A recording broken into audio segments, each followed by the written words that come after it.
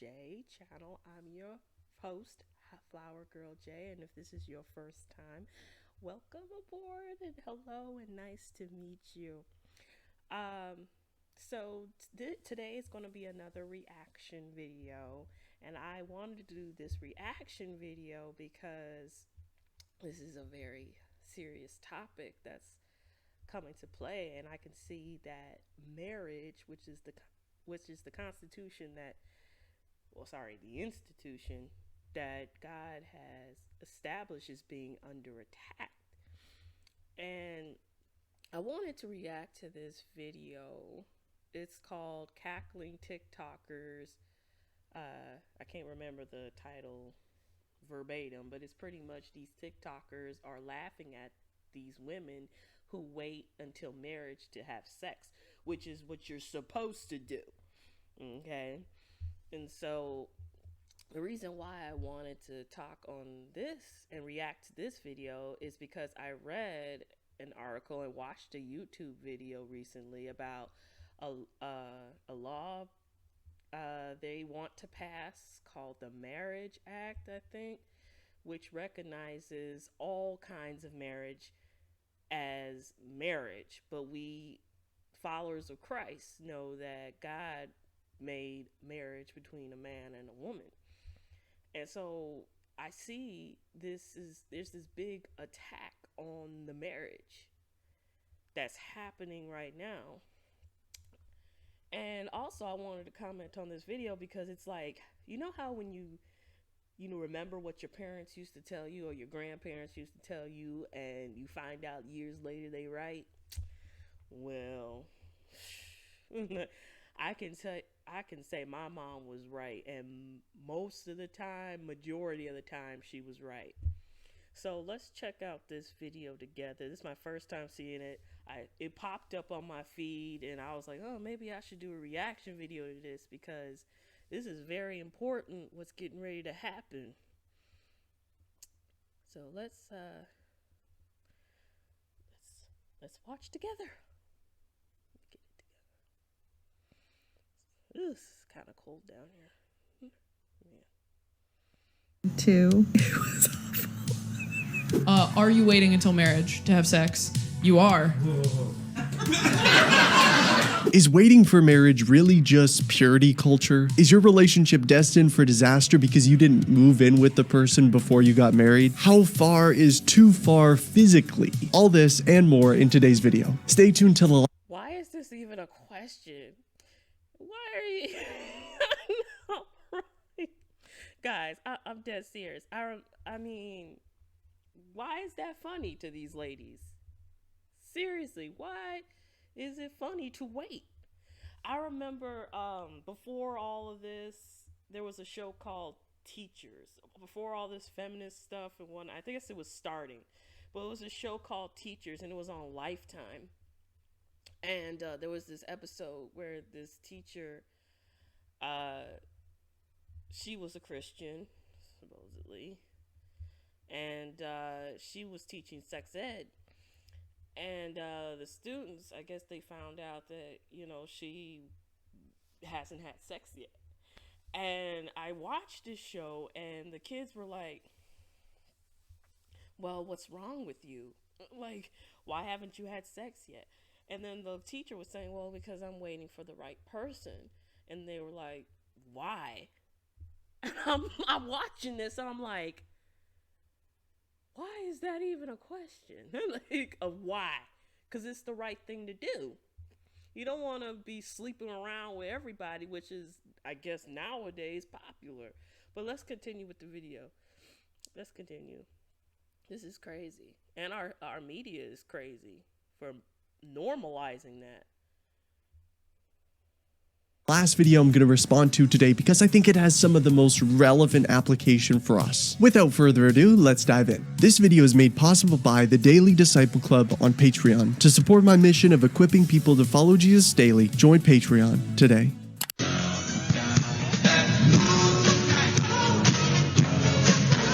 So it was really sad for this couple.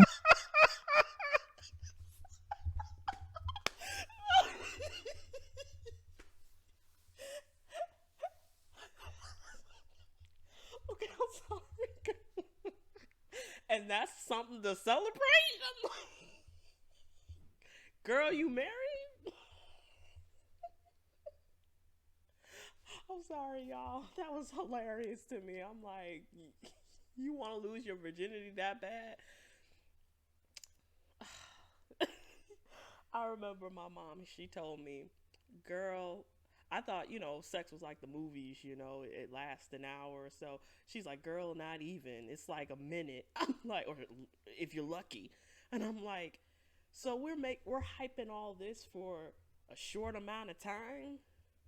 But that short amount of time could be a life changer. Girl, and that who knows if that guy is gonna stay with you, or the girl, if you're watching this and you're a man watching it. Who knows if that girl's going or boy gonna be there the next day, be like, all right, thank you for giving me the goods, I'm out. you know you know what I mean? Oh, let's continue. I'm sorry, y'all. That was hilarious. Because I once was this couple, and then I saw this comment. All we waited to. It was awful. Supposed to do that. It is okay to be so stressed and overwhelmed that you feel like you need to talk to someone about it. And by that, I mean going to therapy. Lately, the transition from college into post-grad and working full. Sorry. YouTube.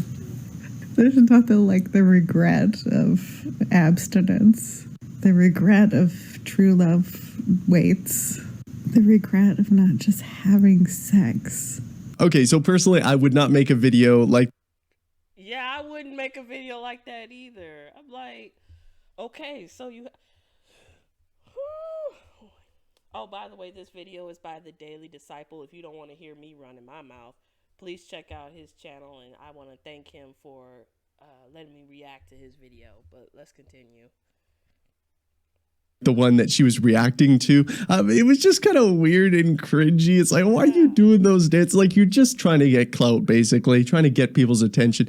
I get you're excited, but I don't know. To me, I'm like, you can verbalize it in a different way than making that video, but it's fine. Whatever, make the video that you want to make. That's cool. Now she's making fun of this couple for waiting because it isn't worth it and it won't be that good, and it would actually be awful. Actually could be awful. And I think a lot of this comes out from. Well, according to my mom, I asked her about a lot of questions. According to my mom, it will hurt the first time. If you've never done it, it's going to be bad because you've never had it. You've never had sex, so that's to be expected. But the more, the more I guess you do it, the lesser it hurts. I mean, the Bible pretty much tells us, hey, ladies, in Genesis 1, part of the curse was you gonna be hurting in childbirth. You gonna I'm sorry, y'all, that ain't funny, but it's the truth. I mean, read it.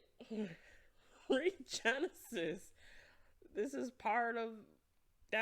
part of what we have to go through. Like, and it is worth it to wait. It is. I mean, I'm about to turn 30 this week, and I'm glad I waited. And this lets you know these ladies have never been in reality. They've never stepped into reality, okay? They need to step out their house and see what's going on. Last week, I had to go to the doctor for an appointment, and all I saw was single ladies, no husband, with kids. And, it brings me back to what my mother used to tell me. She used to tell me, sweetie, those are the girls, because I always thought, how come no guy wants to be with me, and how come, no guy hasn't come up with, they go with these girls who want to give it up. And she'd tell me, honey, yeah, they want some now, but they ain't going to marry those kind of girls. And lo and behold, years later, my mother was right. Let's continue. I'm sorry, I'm talking too much. The mentality of purity culture, like they were told, if you wait for marriage, then you'll have this great, fulfilling relationship and all the things that come from that. And then when they have these expectations, they go into these unbiblical expectations. They go into waiting, and they're kind of this pragmatic, oh, well, if we wait, if we put it off for now, we'll get this jackpot at the end of the rainbow. But then they didn't experience that. And they're like, whoa, what was the deal with all this? And I get that. That's one of the lies of purity culture. But I think it's important that we define what is and isn't purity culture as we're talking about saving ourselves from marriage. Because I see a lot of evangelicals and atheists and people that are now deconstructing Christians say, oh, purity culture, it's all these kind of outdated ethics from the Bible saying that you need to, wait for sex when you're married and all this. And I'm like, hey, that's not actually, like, maybe you can call that purity culture, but that's just traditional biblical ethics. That's actually in the Bible. To me, as a Christian, when I talk about purity culture and some of the negative things that come with that, I'm talking about things that are extra biblical, the things that were, hey, that's not actually, like, maybe you can call that purity culture, but that's just traditional biblical ethics. That's actually in the Bible. To me, for you may be sure of this, that everyone who is sexually immoral or impure, or who is covetous, that is, an idolater, has no inheritance in the kingdom of Christ and God. Ephesians 5:5 ESV. But I like the King James. That's just me. Like, let me go read this. Hold up. You guys are probably like, hold up. I'm like, oh shoot, she loves the thieves and the thous. Yes, I do. Shakespeare here. I'm like, oh, sorry, it's nuked. Lord, I'm getting too excited. I was in the Old Testament. And if you guys, you probably might want to follow along with me. Hold up.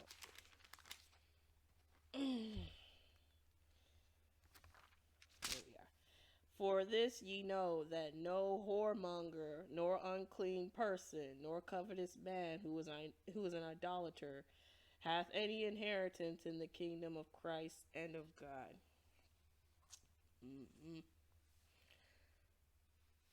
All right, let's continue.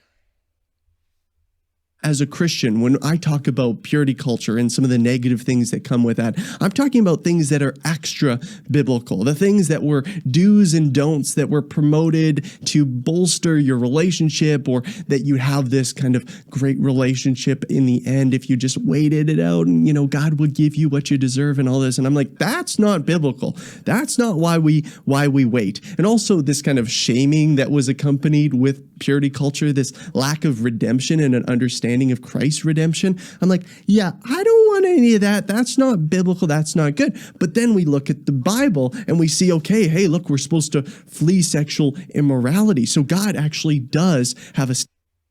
Okay, he if you guys can see that, that's 1 Corinthians 6:18, and I'm going to read it, the King James for you. You all can read the New King James if you got it, or your ESV or whatever. 1 Corinthians 6 through 18.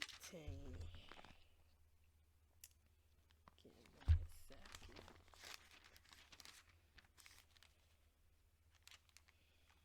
Because I'm learning I'm learning along with you all. 6:18. Flee fornication. Every sin that a man doeth is without the body, but he that committeth fornication sinneth against his own body. All right, let's continue.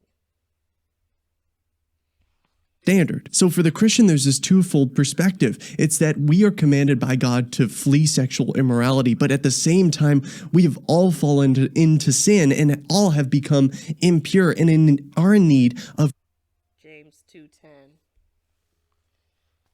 James 2:10.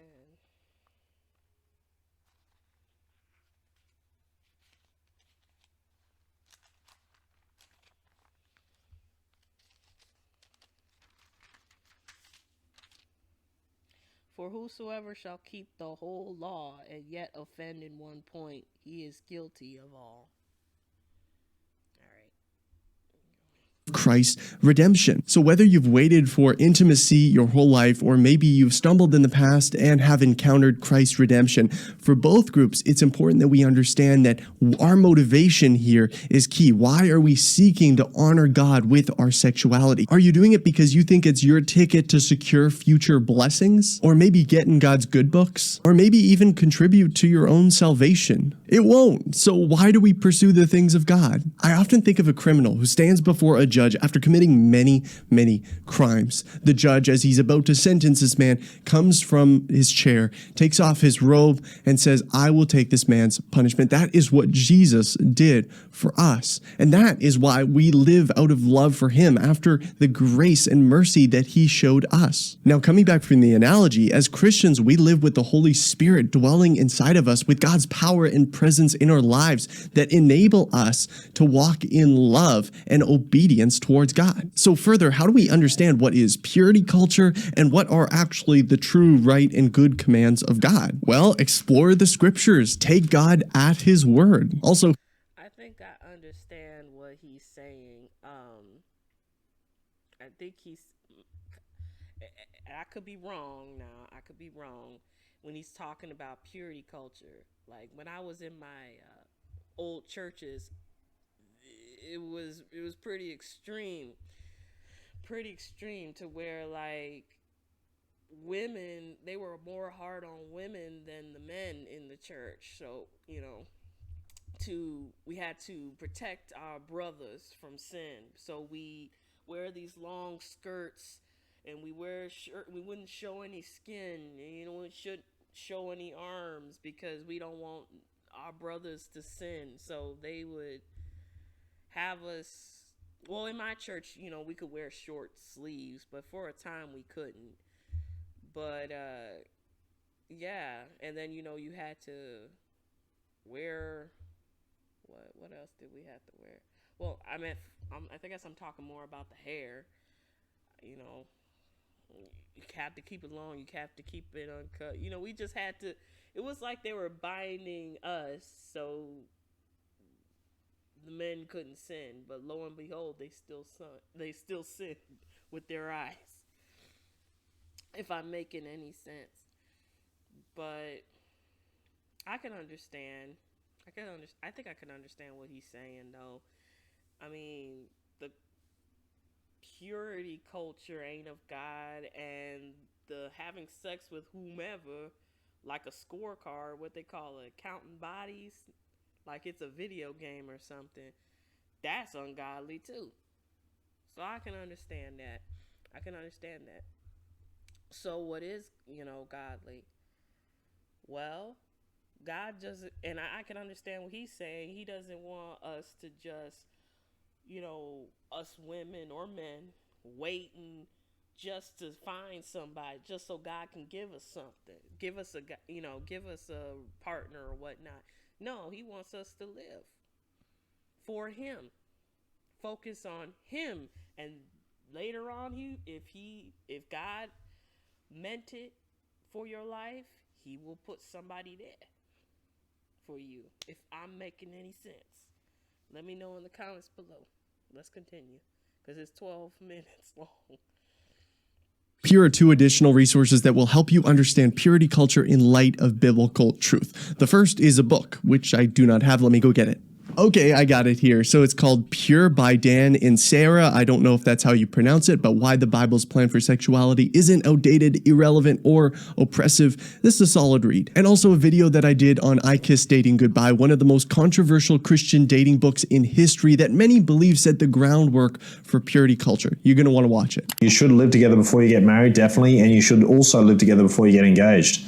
That first year living together is very important. I recommend you live together for at least a year before getting engaged.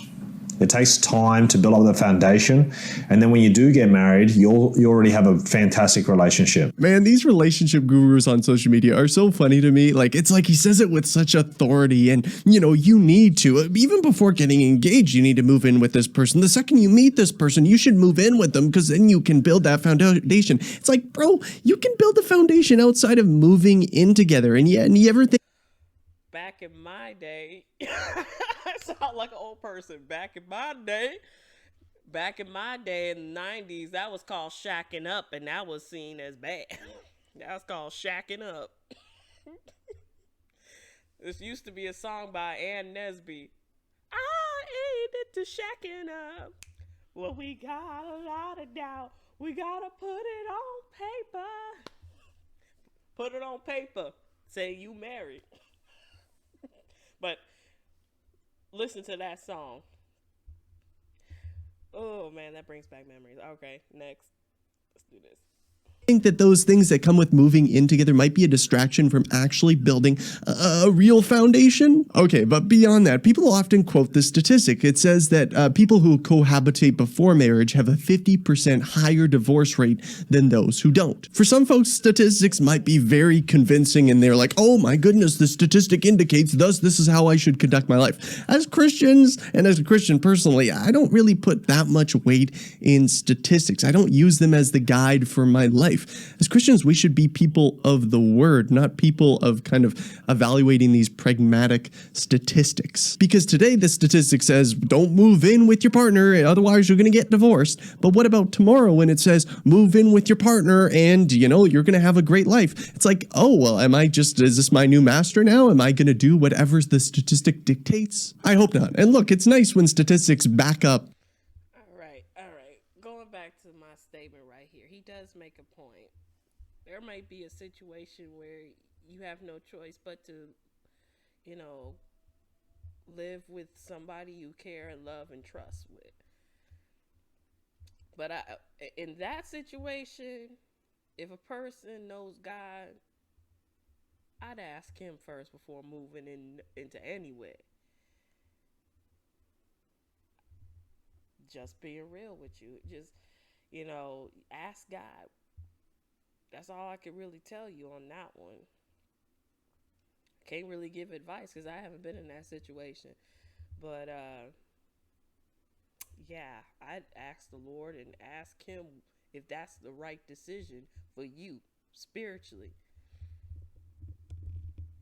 Because in all honesty, that could even lead to some lust, and it could lead to having sex out of wedlock. Ask God. That's all I can say on that one.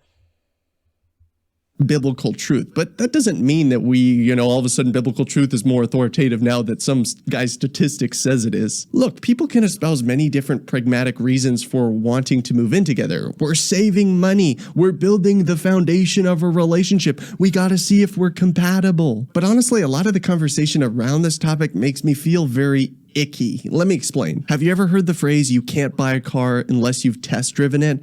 And people apply that to this context. It's nasty. It's objectifying. It's like, oh, I don't want to be with you unless I know that I'll get what I need from you. It's like, oh, that's so weird. The focus is personal sexual gratification. I need to make sure I get what I need out of this relationship. And if I can't, then I don't want it. It's about me. It's not giving. It's not selfless. It's not sacrificial. It's selfish. Which is the exact opposite way that the Bible talks about marital sexuality. Take a look at 1 Corinthians 7. Now, people say it's risky not to move in with the person first because you don't know if you're going to, mesh together. And, ultimately, you don't want it to be hard. That's what this whole thing is about. It's about avoiding hard things, avoiding responsibility, avoiding commitment before you know. And that's what it is. That's what it is. It's avoiding responsibility, being accountable for yourself, and accountable to the other person too. Because when when you together with somebody, you're responsible for yourself and for the other person, and you got to take accountability. But nobody want to do that now. I mean, taking accountability, perseverance, or I call it grit. All that's dying. I feel it's dying, and we're promoting this selfishness. It's this selfishness going around. But God already told us that in Revelation that that hearts will wax cold. Jesus told us that. Where is that? Hold on. Give me a second, y'all. I don't want to just come. I want to give it to you.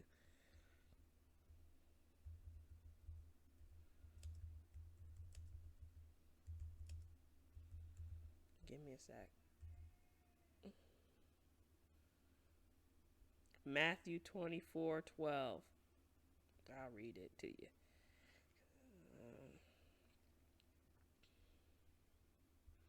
I knew it was Matthew.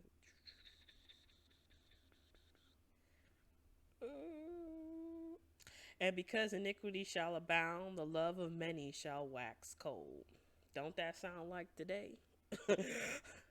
Anyway, let's get back to the video. That it's going to be what you want it to be. But all the while, we're perverting God's design for sexuality in order to not make it too hard or uncomfortable on ourselves. But that's not the deal. That's not the design. Husbands were created to love their wives as Christ loved the church. And likewise, wives are called to love their husbands as the church loves Christ. And when we look to Christ, he was the perfect example of a self-giving, sacrificial love, asking nothing in return because we had nothing to offer. And so in this waiting period, before you're married, yeah, it's tough to wait. It's tough to be patient. And yes, you're going to make mistakes, but ultimately we look back at the Holy Spirit inside of us, that giving us his. I don't know if you guys can see that.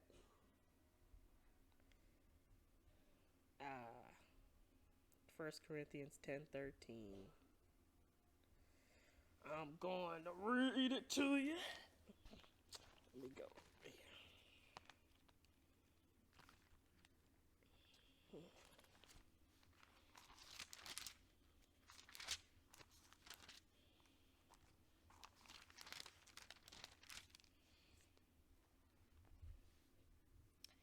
There hath no temptation taken you but such as is common to man.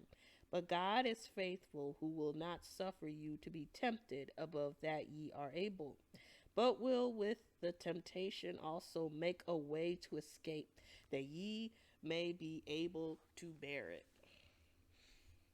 All right, let's go. Power and his presence in our life that we can overcome temptation. God will give us a way out of temptation. We just need to look to him for that strength. Okay, so you met at church. You've been dating for 6 months. Are you waiting until marriage to have sex? You are.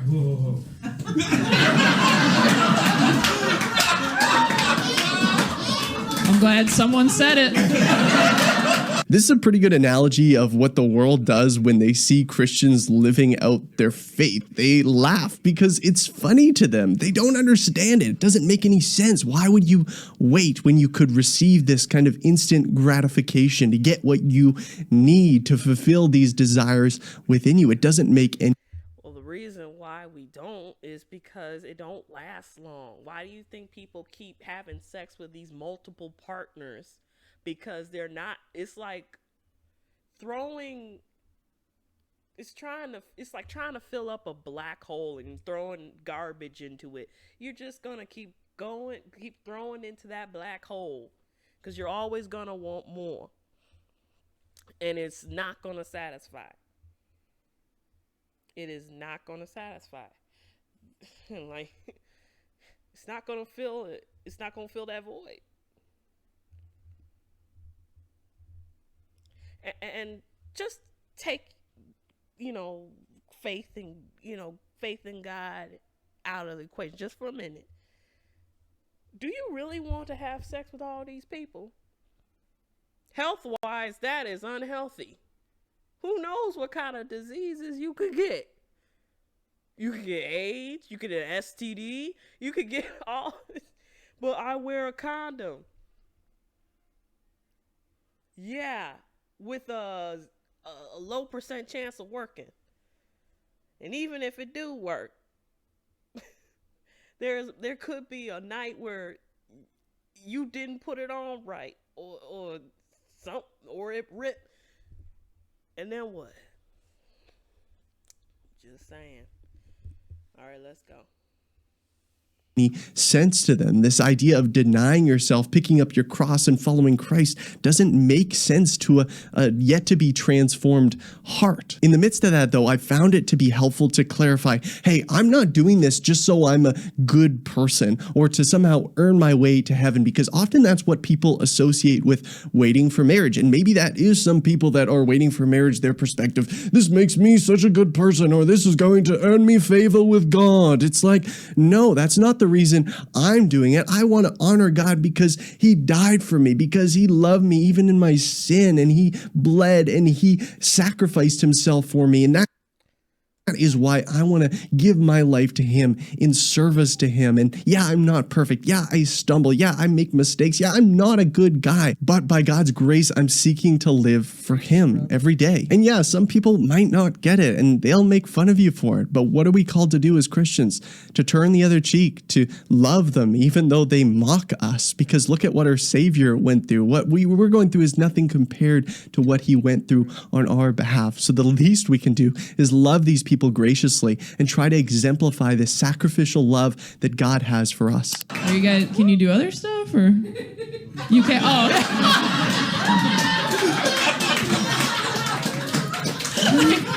I love you.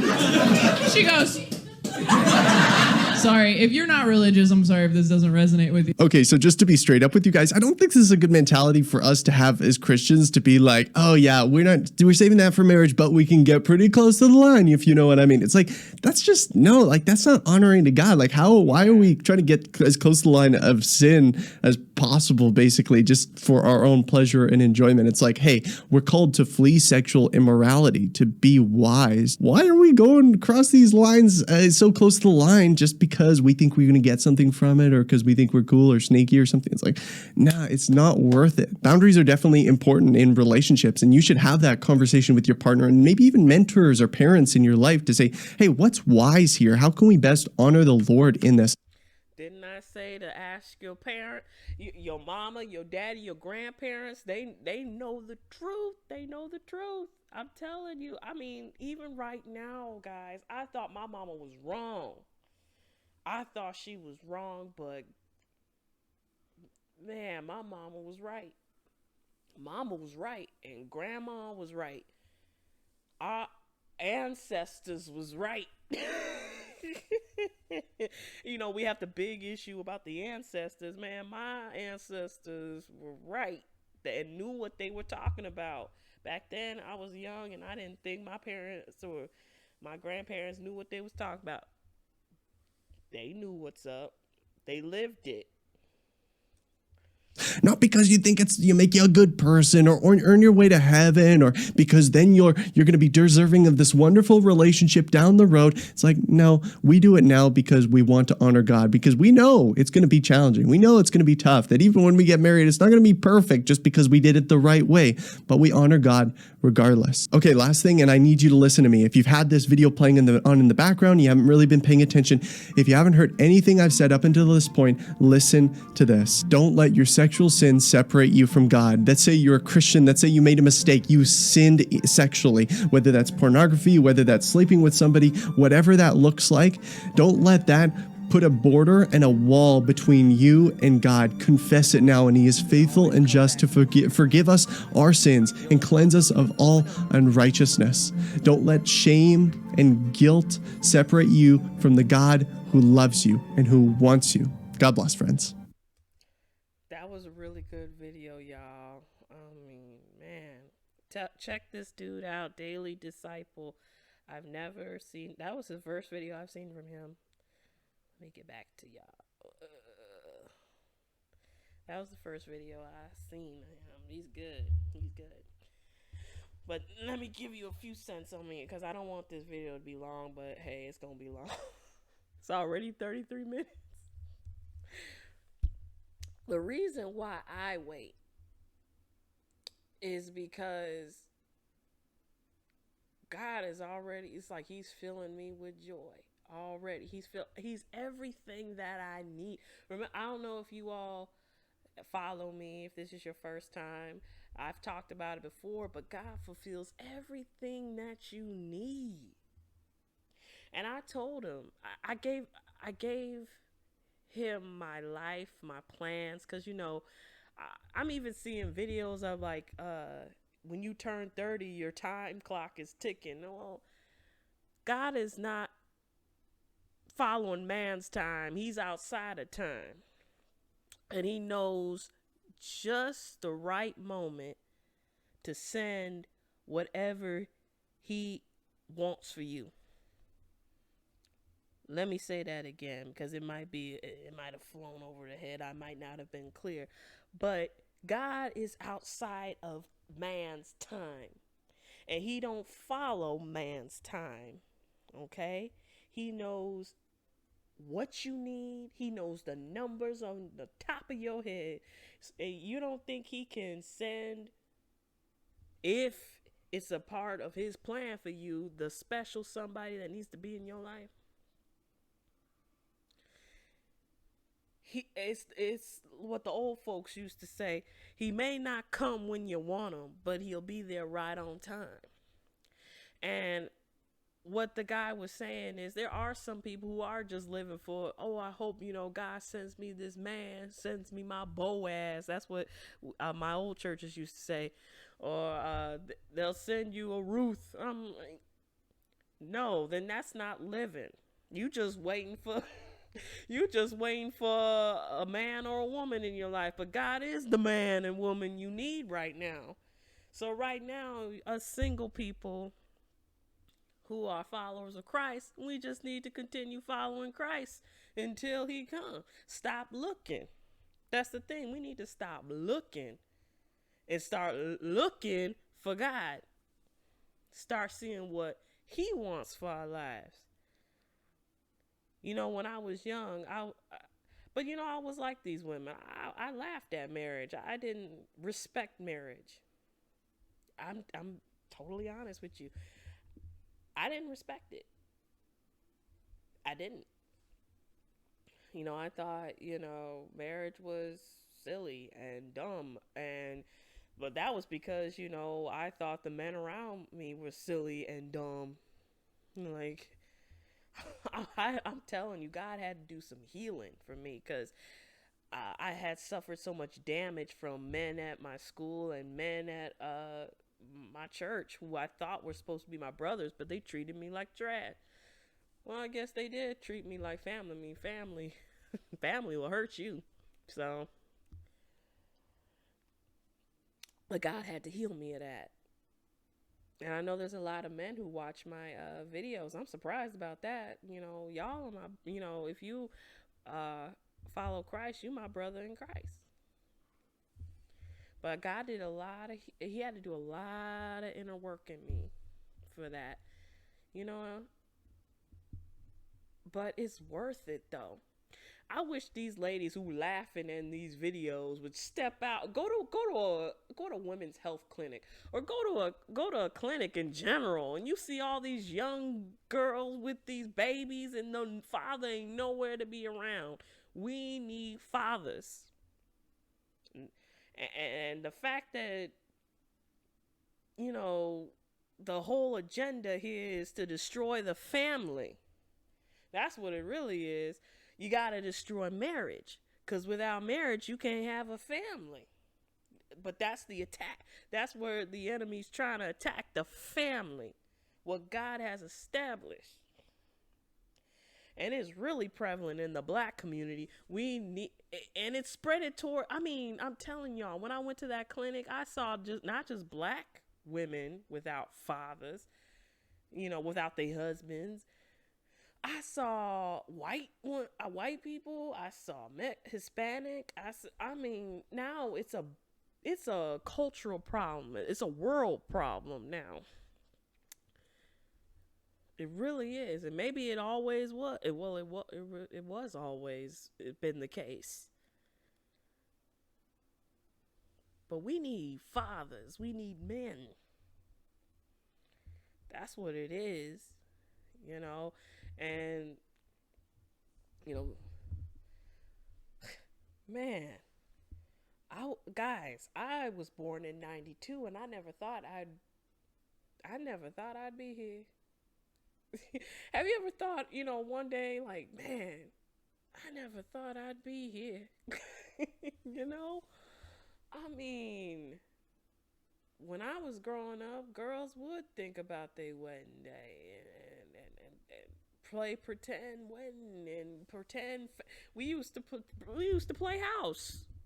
You know, father, mother, and then the two kids, and somebody be the family dog or cat. Now we got people they laughing at people who wait. But in reality, those women who just have and men who have sex with all these people, they ain't happy. They are not happy. And it and they're making a big fuss over something that only lasts less than a minute. But yet it was designed to have children. The act was designed to have children. But yet we're in this society now of not accountability, no accountability whatsoever. None. No responsibility. And before I close out, I want, when I saw the clip for this, I didn't see the whole video. I saw a clip of it. I want to speak to all the single people right now who are watching me. I want to talk to you all about waiting. I want to give you this. I went to church today and they were reading Matthew 5:13 through 16. I told you guys about Through the Word app. You should really check it out. They do not sponsor me. I have nobody sponsoring me. This is just me. But check out Through the Word app. And it's pretty much a study guide. And along with you have a study audio. So that it's like a commentary. And then you read the scripture. And they have Bible plans and everything. But let me read it to you. Hold up.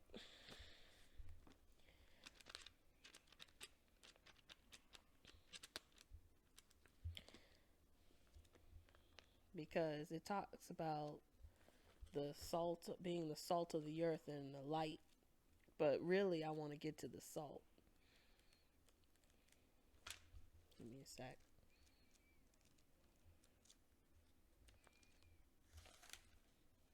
There we go.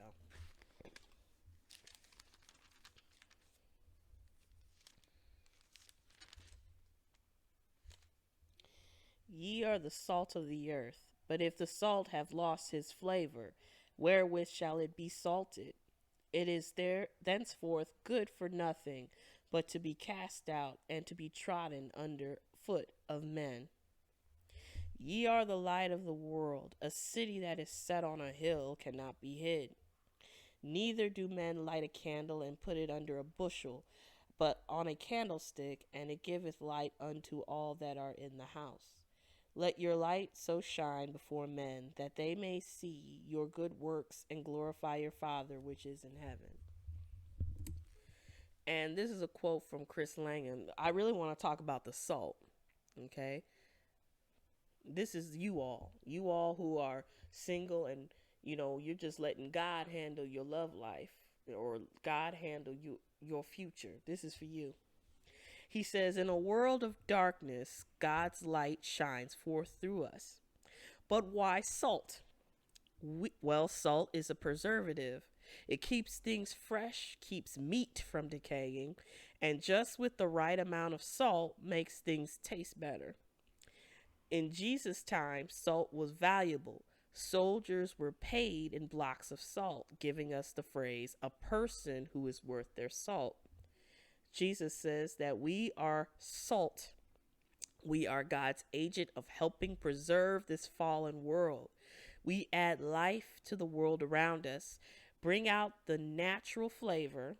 That's what we do. We bring out the natural flavor that God made good. And to Jesus, we are worth our salt. You and me, my friend, are worth our salt. And we are precious. This world needs more people like you. So let them laugh at us. Let them laugh. Let them laugh. Let them tell us this lie of your clock is ticking and you need to find somebody. You need to have sex before it's too late, before your babies were not. Listen, if God could give Sarah a baby at what, 100 and something, why can't he do the same for you? And was able to raise that child too with no problem. God can do anything, okay? And the more this craziness, the more these women show, and these men, women and men are crazy. All these men and women showing how crazy they are, the more valuable you become. Okay? As time go on, you've become more valuable. You're the one that these people want to marry, not these people who lost their flavor. These people lost their flavor, that's laughing and whatnot. They know they lost their flavor. You're precious. Okay, you're precious, not because you keep yourself pure and you don't have sex with people, you don't do all this stuff the world do. No, you're precious because you follow God. You follow his word. And you gave your life to him, just like he gave his life for you. Keep that in mind. I love you all. Stay blessed. I'll see you next time.